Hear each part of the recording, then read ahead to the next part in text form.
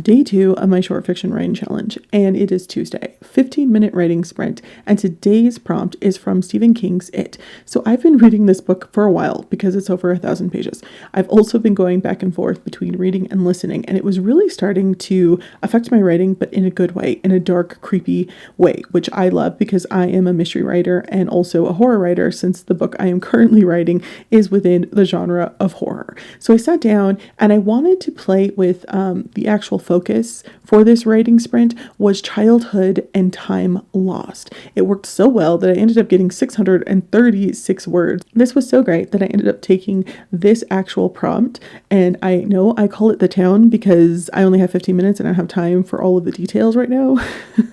The deets, Mel, the deets. If you know what movie that's from, you're awesome. I'm also starting to realize, since I only have 15 minutes, it's very difficult to think of names. So I had a couple of placeholder names for day 2 because I was really enjoying this sprint, but I was really not sure how much time I wanted to take with the details.